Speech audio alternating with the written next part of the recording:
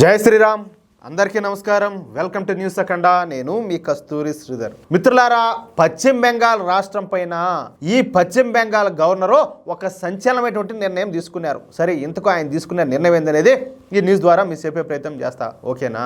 ఈ పశ్చిమ బెంగాల్ను కలియుగ రాక్షస జాతికి తల్లి అయినటువంటి అభినవ శూర్పణఖ అయిన మమతా బేగం పరిపాలిస్తున్న సంగతి మీకు అందరికి కూడా తెలిసిందే. ఈవిడ పేరు మమతా బెనర్జీ అయినా కూడా ఆవిడను మమతా బెనర్జీ అని చెప్పి పిలిచేదానికి నాకు ఒకసారి మనసు రావడంలే. మీరు మరోలా అనుకోకండి. ఎందుకంటే ఈమె ఎంతసేపటికి ఒక వర్గాన్ని నెత్తిని పెట్టుకొని హిందువులను అంటరాని వాళ్ళగా చూస్తుంది కదా, అందుకని చెప్పేసి ఆవిడకి ఆ పేరు పెట్టాల్సి వచ్చింది. ఓకేనా? సరే, ఇకపోతే ఈవిడి గారి హయాంలో పశ్చిమ బెంగాల్లో దాదాపుగా 500 మంది హిందూ యాక్టివిస్టులు, బీజేపీ కార్యకర్తలు, ఆర్ఎస్ఎస్ కార్యకర్తలు హత్యలకు గురైనారు. ఈ హత్యలన్నీ కూడా చేసింది ఈ మమతా బెనర్జీ పార్టీ అయినటువంటి తృణమూల్ కాంగ్రెస్ పార్టీ నాయకులే. దాంట్లో మాత్రం మరొక ఆలోచనకు తావే లేదు. అయితే మన రాజ్యాంగం ప్రకారం శాంతి భద్రతలు పూర్తిగా రాష్ట్ర ప్రభుత్వాల చేతిలోనే ఉంటాయి. కొంతమంది అంటూ ఉంటారు, కేంద్ర ప్రభుత్వం ఏం చేస్తుంది, నిద్రపోతుంది, ఆడంతగా జరుగుతూ ఉంటేనే అదిగిని చెప్పేసి. ఇప్పుడు రాజ్యాంగం అనేది ఒకటి ఉండాలి, దాంట్లో కొన్ని నియమ నిబంధనలు ఉంటాయి. అంటే మన రాజ్యాంగం ప్రకారం ఈ శాంతి భద్రతలు అనేటివి రాష్ట్ర ప్రభుత్వాల చేతిలోనే ఉంటాయి. లా అండ్ ఆర్డర్ విషయంలో రాష్ట్ర ప్రభుత్వాలు ఏం చేస్తే అదే శాసనం. దీంతో ఈ పశ్చిమ బెంగాల్లో జరుగుతున్నటువంటి ఈ హత్యల విషయంలో కేంద్ర ప్రభుత్వం ఎంత మాత్రం కూడా కల చేసుకోలేకపోతుంది. కేంద్ర ప్రభుత్వం ఏదైనా పరిస్థితి విషమించినప్పుడు ఈ హైకోర్టుకో లేకపోతే సుప్రీంకోర్టుకో పోయి అక్కడి నుంచి ఆర్డర్స్ తెచ్చుకొని అప్పుడు మన కేంద్ర బలగాలను ఈ పశ్చిమ బెంగాల్లోకి దింపుతుంది. అటువంటి పరిస్థితులు అయితే ఉన్నాయన్నమాట. ఈ మధ్యన నిన్నగాక మొన్న ముర్షిదాబాద్లో జరిగినటువంటి దారుణాల గురించి మీకు అందరికి కూడా తెలిసిందే. అయితే మన కేంద్ర బలగాలు అక్కడికి వచ్చేసరికి జరగాల్సిన దారుణాలన్నీ కూడా జరిగిపోతున్నాయి. పశ్చిమ బెంగాల్ పోలీసులు ఈ హత్యలకు సంబంధించినటువంటి సాక్ష్యాలను కూడా మాయం చేస్తున్నారు. దీంతో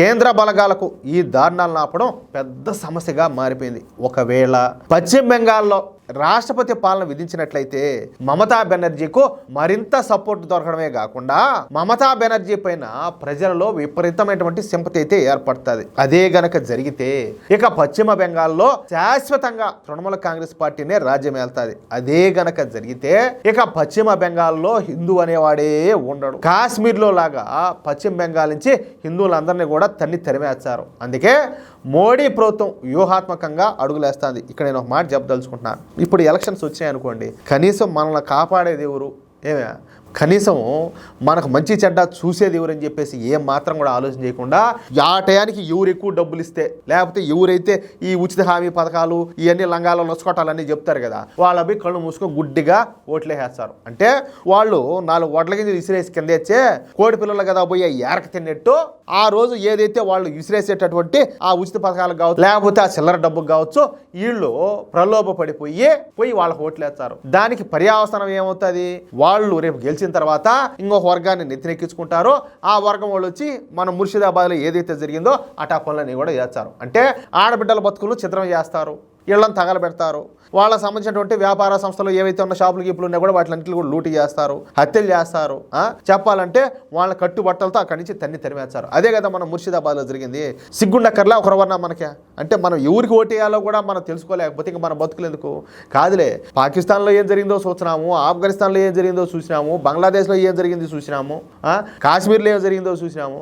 వాళ్ళ జనాభా ఎక్కడ ఎక్కువగా ఉంటే అక్కడ ఏం జరుగుతుందో చూసినాము. అందులోనూ పశ్చిమ బెంగాల్లోనే కావాల్సిన ఉదాహరణలు ఉన్నాయి.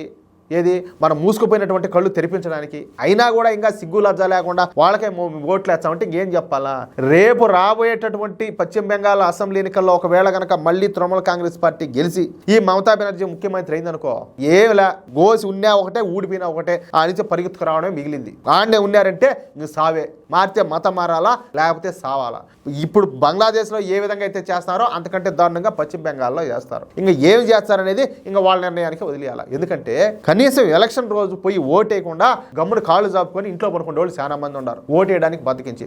మళ్ళీ వీళ్ళు లేని పనులు లెక్చర్లు అన్నీ ఇస్తారు. ఓయమ్మా దేశం ఎట్టున్నది ఎట్టున్నది, అది ఆ దేశం చూడు, ఈ దేశం చూడు, ఆ దేశం కంటే మనం వెనకబడిపోయినాము, మన దేశంలో ఆ రేట్లు ఏంది, ఈ రేట్లు, రకరకాల లంగా కప్పులు అని చెప్తారు. నువ్వు ఎంత మాత్రం బాధ్యత కలిగినటువంటి ఒక భారతీయుడిగా నువ్వు ఉన్నావు, ఎంత మాత్రం బాధ్యత తీసుకుంటున్నావు, ఎంతసేపటికి నువ్వు పొందాల్సినటువంటి హక్కుల గురించే నువ్వు మాట్లాడుతున్నావు. కానీ ఒక భారతీయుడిగా, ఒక భారతీయురాలిగా నువ్వు ఏమి చేయాలనేది నీ బాధ్యతను నువ్వు ఎంత మాత్రం నిర్వర్తించావు నిర్వర్తిస్తున్నావు, ఎంతమంది నిర్వర్తిస్తున్నారు అంటాలి.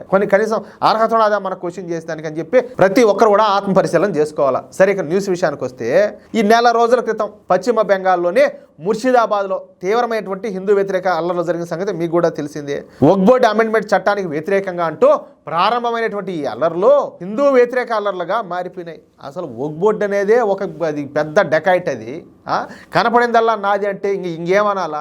నీది అనే దానికి ఆధారం ఏముండదు? ప్రపంచంలో ఏడైనా ఉన్నది దారుణమా?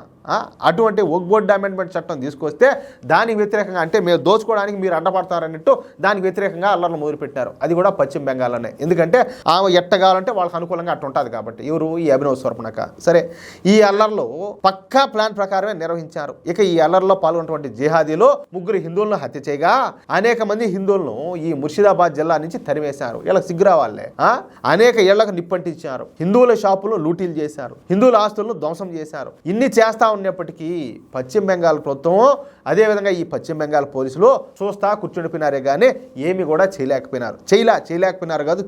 దీంతో బీజేపీ పెద్దలు హైకోర్టుకు పోయి అక్కడి నుంచి ఆర్డర్స్ తెచ్చుకొని కేంద్ర బలగాలను తీసుకొచ్చి ఈ ముర్షిదాబాద్లో మోహరించారు. ఇక రంగంలోకి దిగినటువంటి కేంద్ర బలగాలు ఈ జిహాదీగాళ్ళందరినీ కూడా దొరికినట్టు సంసారానికి పనికి రాకుండా, లేచి నిలబడలేకుండా ఎరగదని పారదప్పడంతో ఇక ఈ అల్లర్లన్నీ కూడా ఆగిపోయినాయి. అయితే ఈ విషయం పైన నివేదిక ఇవ్వమని చెప్పేసి కేంద్ర ప్రభుత్వం ఆ రాష్ట్ర గవర్నర్ను ఆదేశించింది. ఇక రంగంలో దిగినటువంటి పశ్చిమ బెంగాల్ గవర్నరు తుది నివేదికను కేంద్ర ప్రభుత్వానికి అందజేశాడు.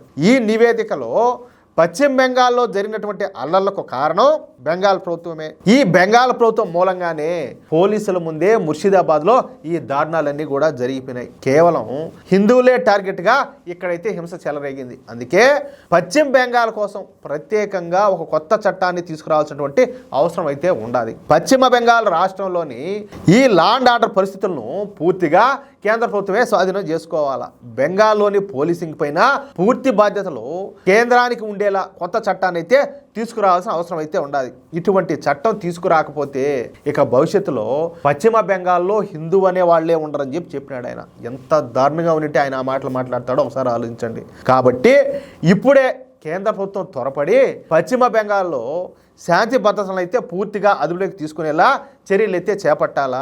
ఇకపైన మరోసారి ఈ పశ్చిమ బెంగాల్లో దాడులు జరిగినట్టయితే ఇక రాష్ట్రపతి పాలన విధించక తప్పదని చెప్పేసి ఆయన మాట్లాడినాడు. ఇదైతే తప్పదు, అనివార్యంగా ఇది జరిగి తీరాల్సిందేనంటూ పశ్చిమ బెంగాల్ గవర్నరు సివి ఆనంద్ బోస్ గారు స్పష్టమైన రిపోర్ట్ని అయితే కేంద్రానికి అందజేశారు. ఇక ఈ రిపోర్టు పైన త్వరలోనే కేంద్ర కేబినెట్ చర్చించి ఆ తర్వాత పశ్చిమ బెంగాల్ విషయంలో ఒక కీలక నిర్ణయం అయితే తీసుకొని ఉండాలి. ఇంతకు వాళ్ళు ఏ నిర్ణయం తీసుకుంటారో ఏం చేస్తారనేది భవిష్యత్తే తేల్చాలా. మొత్తానికైతే పశ్చిమ బెంగాల్లో హిందువులంతా కూడా సాగు హంచున్నారని చెప్పేసి మాత్రం ఖచ్చితంగా చెప్పుకోవచ్చు. ఎందుకంటే స్వయంకృపరాధం అనేది ఒకటి ఉంటానులా, ఓట్లేసి మరి గెలిపించరే ఆవిడ గారిని, అభినవ్ స్వర్పణకనే. ఆవిడ రక్తమే తాగుతుంది.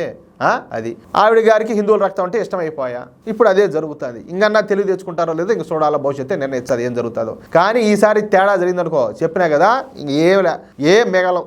అది మిత్రులారా, నేను చెప్పిన మాటలతో మీరు ఏకీభవిస్తే ఈ న్యూస్ కనుక మీకు నచ్చినట్లయితే ఖచ్చితంగా ఈ న్యూస్ నలుగురికి షేర్ చేయండి. అదేవిధంగా ప్రతి ఒక్కరు కూడా మీ యొక్క అమూల్యమైన అభిప్రాయాలను ఖచ్చితంగా స్పష్టంగా కామెంట్ చేయండి. అలాగే ఇంతవరకు మీరు కనుక మన ఛానల్ సబ్స్క్రైబ్ చేసుకున్నట్లయితే ప్రతి ఒక్కరు కూడా మన ఛానల్ సబ్స్క్రైబ్ చేసుకోండి, సపోర్ట్ చేయండి ప్లీజ్. జై శ్రీరామ్, జై హింద్.